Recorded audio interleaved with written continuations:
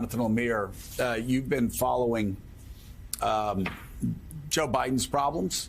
We've talked about his low approval ratings time and again. The numbers ticked up from 36 to 40, ticked up from 40 to 42. Yesterday, there was a CBS poll out, showed he was at 45%. A Gallup poll showed him at 44%. I do find it fascinating and kind of humorous in a sort of dorky political way for a nerd that follows politics too closely. That you still have Republicans talking about Joe Biden's historically low approval ratings. Well, his approval ratings are still historically low.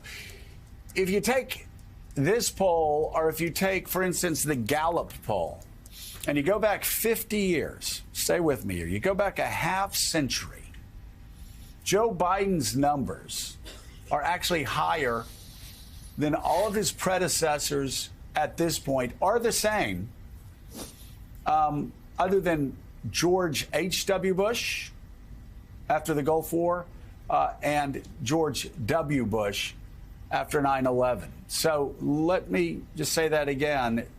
Obama had the same numbers.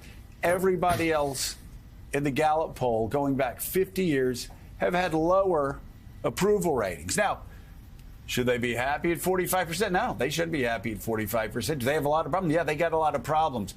I'm just saying, you look at everything that's happened,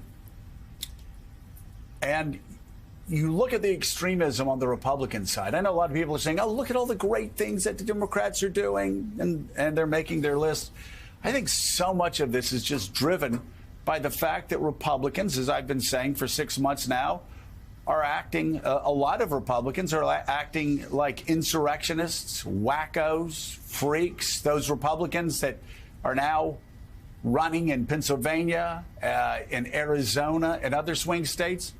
And when that happens, independents look around and go, well, what the hell do? I don't really like all of his policies. I don't like the wackos on the far left. But I sure as hell don't want to have to deal with these people that are making 10-year-old girls who are raped leave their state. I sure don't like old men in state legislatures across the South and even across Wisconsin telling women what they do with their health care, what health care choices they make. I sure as hell don't like the fact that Republicans in Michigan have put a woman in charge who says a 14-year-old girl being raped by your uncle is a perfect example of why we must give her no choice on her future. This is the Republican Party of 2022, the Republican Party after Uvalde. That, yes, there were, I think, 10 Republicans that stepped forward and took a modest but a badly needed step, and I salute them. But so many other extremists in the party took pictures of themselves. Yeah, still saying 18-year-old wackos should be able to go in on their 18th birthday and buy weapons of war, and that the hell with 90% of Americans who say we should have universal background checks. We're for the gun makers. We're not for the 90%. I mean, all of this extremism, the January 6th extremism, now the Mar-a-Lago it's all adding up. This doesn't happen in a vacuum.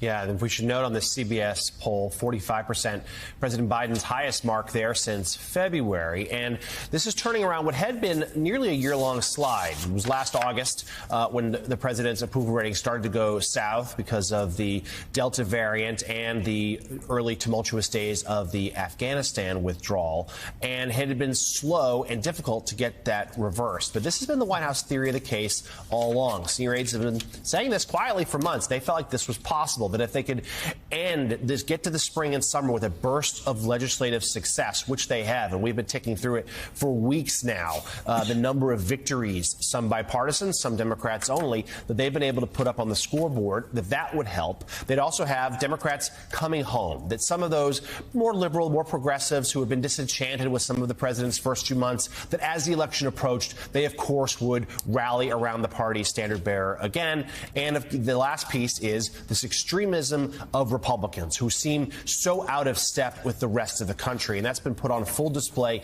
this summer. You mentioned the mass shootings, of course. We also, of course, had the Supreme Court's decision to overturn Roe v. Wade. And we have Republicans in the dramatic minority, what they hold as their view compared to the rest of the country. And then the cherry on top is the fact that Donald Trump's in the headlines again and dominating the headlines with his behavior here, potentially criminal behavior.